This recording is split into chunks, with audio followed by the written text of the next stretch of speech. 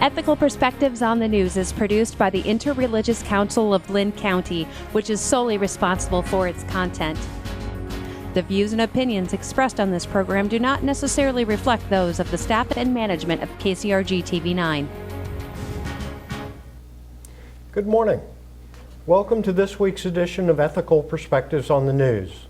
My name is Craig VanSandt. I teach at the University of Northern Iowa and hold the David W. Wilson Chair in Business Ethics there. Our topic today is the effects of NAFTA revisions on Iowa farmers. In 2015, Donald Trump stated that the North American Free Trade Agreement, in his words, was the single worst trade deal ever approved in the United States. He vowed, if elected, to either renegotiate the agreement or break it. With us this morning to talk about the current status of the NAFTA trade agreement, the potential for changes or withdrawal, and its likely effect on Iowa farmers, we have three men who can provide expert insights. I want to welcome first Dick Gallagher from the Iowa Corn Exports. He is a Grain Trade Committee member, previously served on the U.S. Grains Council Board of Directors, and is the past chairman of the Iowa Corn Promotion Board. Dick, thank you for being with us. Well, thank you. Our second panelist that I want to welcome back to the show is Dave Swenson, an associate scientist in the Department of Economics at Iowa State. Dave, thank you for lending us your expertise this morning. You're welcome. And finally, I want to welcome our third panelist, Al Wulfekuhle, past president of the Iowa Pork Producers Association. Al, welcome to the show. Thanks for inviting me. After his election, President Trump said that he would begin renegotiating the terms of NAFTA, and Canadian and Mexican leaders have expressed their willingness to work with the Trump administration in doing so. The president's aims appear to be focused primarily on creating trade barriers to protect American industry and workers. I'd like to turn to our panelists at this point to address three main questions. First, how has NAFTA helped or harmed Iowa farmers so far? Second, what revisions to the trade agreement do our panelists think are likely? And third, if those revisions take place, what will be the effects on Iowa farmers? Dave, let me start with you on the first question, and I want to hear from our other panelists also. How has NAFTA affected Iowa farmers so far? It's been in effect since 1994. It has. It's been in effect since 1994. One of the earliest things that came about as a part of NAFTA was the reduction in mutual trade tariffs, trade barriers. Those barriers primarily were in Mexico to protect the Mexican economy.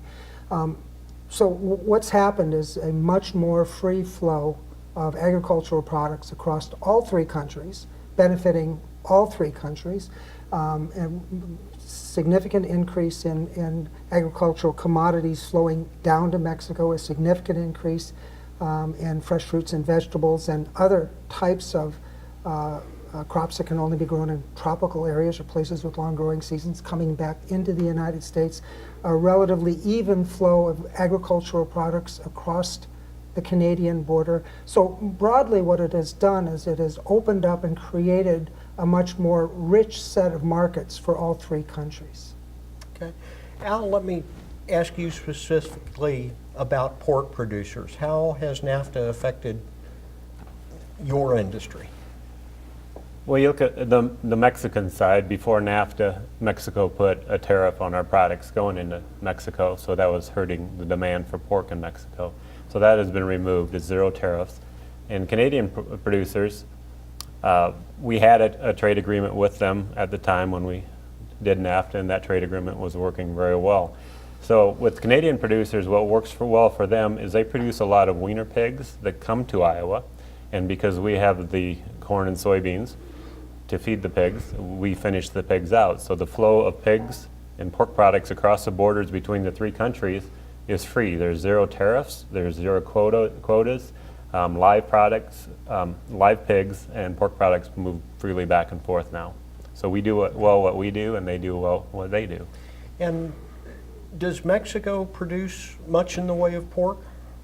They don't produce a lot of pork. I think they have a goal of producing more in the future. So I find it interesting. I was on a meat export trip, and we went to a pork processing plant, and the container that came from the U.S. full of pork was being loaded with bananas to go back to the U.S. And that's really the flow of products. We can produce pork more competitively than Mexican producers can, but they can produce vegetables, avocados, flowers in the wintertime, just all these products. So it's really a free flow of trade going back and forth, and that's what free trade is supposed to be. Okay. And Dick, let me ask you about the grains and the flow of grains. Yes, NAFTA has really been good for us in the grain industry, and I think NAFTA has really been good for us in agriculture as a whole.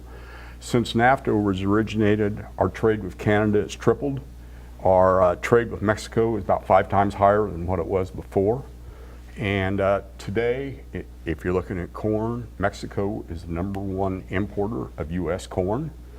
Roughly 14 million metric tons, 550 million bushel, at a value of maybe $2.5 billion or so. They're also the largest importers of DDGs, which is distilled dryers grain. It's a byproduct of the ethanol production. And last year they were up 8% over what they had been. This DDGs is a protein that's used in livestock feed. So we're very excited about that. But as we look at Canada, then Canada is the #2 importer of U.S. ethanol.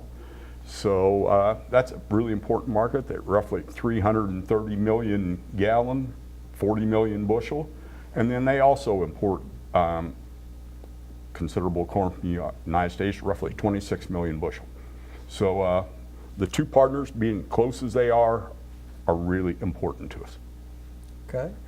Well, it sounds like it's, at least from what we're talking about so far, this has been a uniformly good thing for all 3 countries.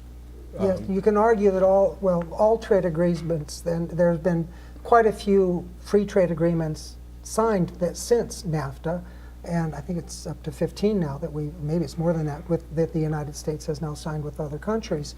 And every time we do that, it liberalizes and opens trade, and agricultural products from the United States are almost always direct beneficiaries of it, simply because we are so good at producing what we produce here in the United States. Okay.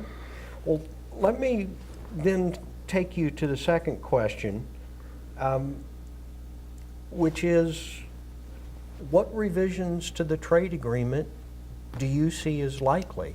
On the one hand, it doesn't sound like there need to be any, at least for agriculture, but certainly President Trump has said he wants to renegotiate it, and in fact calls it the worst trade deal ever.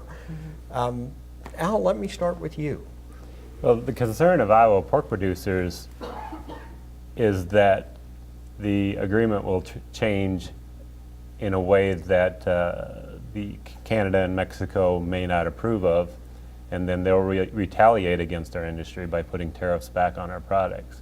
So we ask basically that they leave us alone. It's a free trade across the borders, and that's the way it should be.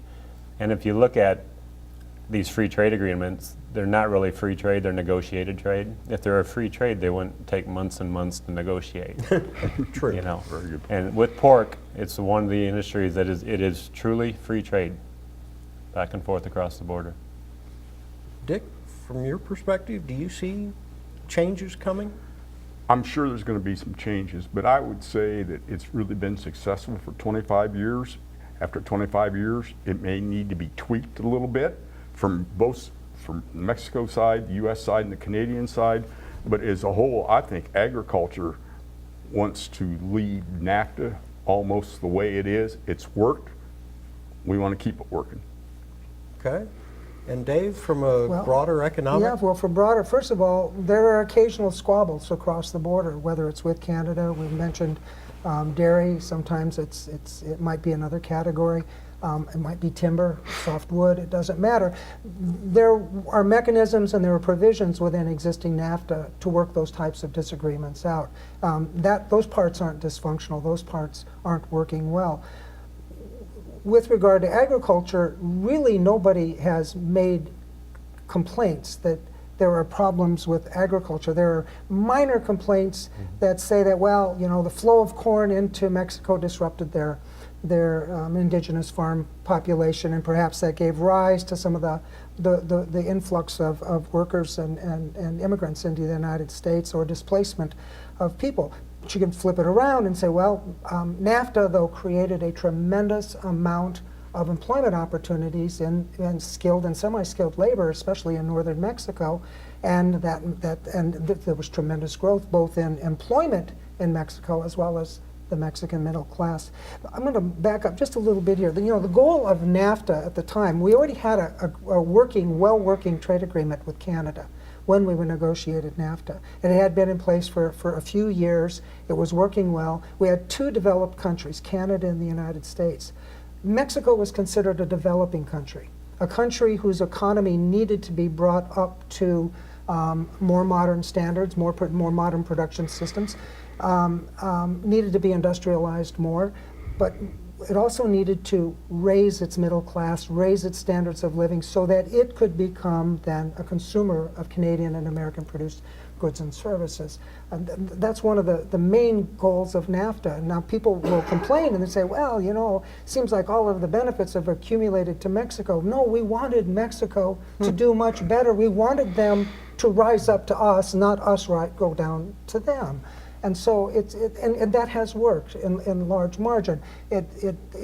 Mexico's problems are much more complicated than just NAFTA over time, but it has been beneficial to that country, and it has been beneficial to our country. So when you get back to the question of, well, what needs to be fixed in NAFTA, we have many things that nobody's been complaining about, and we only have a few things that, as you indicated in the beginning, that there have been complaints about. You have an unsubstantiated argument that said it's the worst trade agreement ever. How so? Specifically why? And that's not being either addressed or pointed out. What we know is that there's an argument that says we should have more American content in American manufactured goods. And so that's the crux of the lament from what I could tell. That's a small part of NAFTA, but that's the issue right now. So it's a complaint over the manufacturing side of NAFTA that has collateral damage, potentially over into the agricultural side. Okay, so that was actually a good economics lesson. I've sat through many economics classes. I appreciate you walking us through that. Dick, let me go to the third question with you. If NAFTA is revised in some way, do you see it harming agriculture? Or in response to Dave's idea that it's mostly a manufacturing problem, could the negotiations be tailored toward that and leave agriculture alone? You know, that's a question that, as a farmer, it's a little difficult for me to answer. If it's tweeted, if there's a few changes made, minor changes, I don't think that's a problem. I just don't think that the ag industry as a whole, and the ag industry is very strong in the United States. It's one of the few industries that has a surplus on our exports, wants to change. And let's keep it going while it's going. Okay. Dave, what do you think? Well, first of all, here's what the problem is. We don't know what the impacts are because we don't know what's going on. We know what the potential stakes are. Dick talked about the flow of trade and how much it might have been worth. Even if we get disruptions in the agricultural trade flows, both north and going to the south, we don't know what those disruptions are going to be.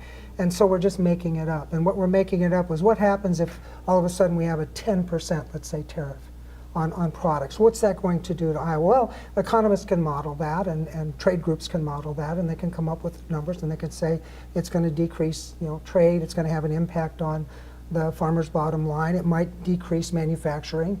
For example, if we end up producing fewer pork, we're going to have fewer pork manufacturing, and we're going to not be able to export. Those are going to have ripple effects in the Iowa economy.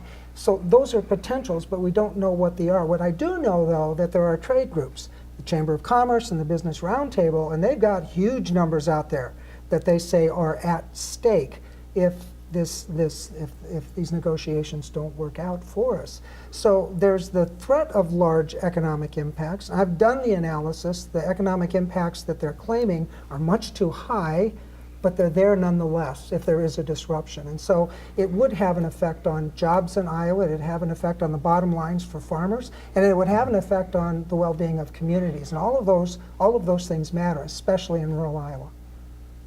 Okay. So Craig, just to add to that, we had a trade mission go to Mexico last fall, and the Mexican officials got out a map of the world, and they showed us all their options that they could buy pork products from. So they made it perfectly clear that we're not their only source. And they wanted us to know that, to make it perfectly clear. But what we have is we have an advantage that we can ship chilled product into Mexico, and most of the other customers have to freeze a product and put it on a ship and take it across the ocean to get it in there. So we have that economic advantage. How much that is, that, like David said, it depends on the size of the tariff. If the tariff gets higher than that advantage, then they will go elsewhere. They'll probably still buy some product. Right now they're buying about 50% of the hams produced in the U.S. go to Mexico. Okay. Yeah. So as our consumer has gone more toward bacon and ribs, and then we have to find a home for the hams and the loins and then the other products that come from a pig. So it's been a good mix for us working with Mexico, and it's something that we depend on, and they depend on us. So I don't think it would change immediately, but it'd be a slow move to other producers, I think. Well, I'm really struggling to find an argument as to why NAFTA should be changed at all. But do a thought experiment with me. What happens if, as part of this negotiation, there's a 15% tariff put on cross-border movement of goods across the board? Where would the grain that you produce go? Where would the pork that you produce go? That's a good question, and that's something that we have thought about to an extent. I had the opportunity to be in Mexico talking to the grain traders and the feed manufacturers about 9 months ago. That was one of the things that they mentioned to us, that they had other markets available that they could go to. We certainly have competition from Argentina and Brazil, but we are still the closest ones to them. Mm-hmm. Economically, we're still in a very strong position with Mexico and Canada. But if there is a tariff, it'll affect my bottom line. And as we know right now, agriculture production, especially corn production, is very tight. Same way with soybeans. It would also affect manufacturing, equipment manufacturing, bin manufacturing, tractors, whatever. So it would have a ripple effect on us. We're carrying a huge surplus over right now in corn, and we really need to keep moving corn. Mm-hmm. And absolutely. If Mexico's demand for ham from the U.S. declined, where would those hams go? That's a really good question, Craig. It all has to go somewhere. Pork's a perishable product. We can't keep it in a warehouse. We can't put it in a grain bin. It has to move, and it has to move within weeks or maybe a little longer than that. So it's basically a supply and demand market. The price goes down until we find a buyer for it. And I don't know what the ratio would be, but I would say if we had 5% too much pork, the price of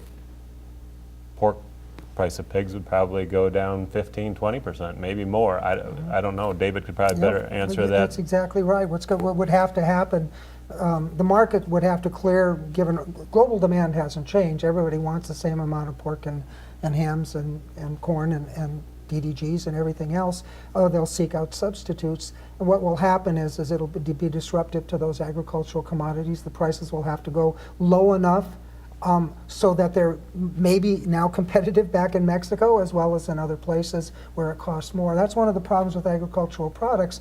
They're really, really heavy and they're bulky. Mm-hmm. And it's best to sell to your neighbors as opposed to having to sell from far away. So that's what's going to happen. And making the point about manufacturing is excuse me, is important. Is, you know, of the top 25 categories that we export out of Iowa, export to everywhere, 16 of them are either agricultural commodities or value-added agricultural manufactured goods or machinery types of things. So our ag economy, more than just agriculture, is linked to our ability to export. Now, most of those 16 go to Canada and Mexico.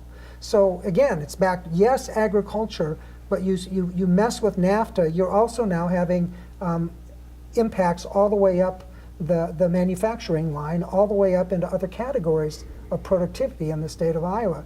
And all of those categories have multiplier effects. You mess with one, you end up messing with another. And those are the kinds of things that we have to deal with. With NAFTA, and if what happens is that prices go down and you're going to have disruptions. You may have fewer people producing pork in Iowa. And if you have fewer people producing pork, all of a sudden that second shift at the new Prestige plant doesn't make sense anymore. And so you get those kinds of consequences here in Iowa. The other thing is that if tariffs all go up, our standards of living go down and the cost of goods go up for us here with regard to everything that's produced and manufactured here among the three countries. So on net, it doesn't look good for most workers and most households. Okay, so a dim picture if these trade negotiations don't go well. Let me change the perspective that I'm asking questions from for a minute. In my field, business ethics, one of the requirements that is usually talked about to be ethical is a level of impartiality, that we can be self-interested but not put ourselves above others. We can be concerned. Does the existing NAFTA agreement fairly reasonably affect Mexicans in the same way it affects Americans, in the same way it affects Canadians? Is it a fairly beneficial agreement for all three parties? I truly believe it is. And I think it allows companies, industries, producers to specialize in what they can do well. And then the countries that can do something else well, they can specialize in that. But to get back to your ethical question, I like to tell people when I was born there was 2.5 billion people on this planet, and today there's 7.5 billion. And 97% of the expected growth in the population comes from outside the U.S. And so we're trying to do our part to feed those people, and I think that's an ethical question. I've been told we don't need to feed the growing population of the world. We should just worry about the U.S. producers. But to me, that's inhumane not to worry about feeding the world, and we need to do our part to do that. Excellent point. I think one thing you need to remember is that we're the largest importer of produce and things coming out of Mexico. We're Mexico's #1 importer. So do I think it's worked well for Mexico, Canada, and the U.S.? I think so. I really think so. But I don't live in Mexico and Canada, so sure, it's a little difficult to answer. Okay. The academic research will point out that no matter what, as a consequence of NAFTA, we've lost manufacturing jobs. That's undeniable. It's in automobile manufacturing, it's in appliance manufacturing, it's in textiles, it's in a few other categories, electronics. We have lost manufacturing jobs. But then those same researchers, though, will say, but that pales in comparison to what we've lost when China became a manufacturing powerhouse. That's really the big story. there. Those same economists will also say yes, and then because of these cross-border trade and that they're able to make things more cheaply down in Mexico, our standards of living have improved because we're able to buy goods and services much more cheaply. And so that's been beneficial to the average. So when you talk about ethics, the argument is, can the beneficiaries pay off the losers? And not necessarily is that's the case right now. And so what we have are, we do have a population that is not necessarily benefited or perceived to have been disproportionately harmed because of NAFTA. Does the aggregate of our gains pay for all the pain that they're suffering? And ethically, the answer is, well, no, it doesn't. No, it doesn't. Okay. So let me, as we're getting close to the end of this segment, let me ask each of you to address something that we have not talked about yet. What message would you like to leave with our viewers? Anybody want to volunteer? I'm just going to pipe right up here.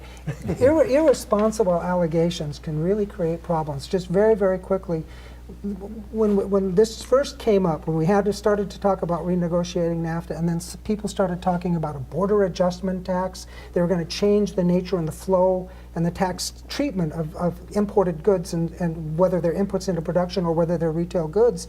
And then Mexico says, you know what, we're just going to buy all our corn from Argentina. That's just the way we're going to, you see what's going on here.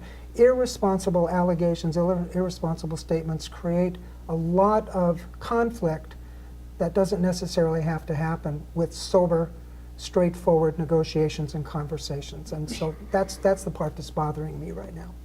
Okay.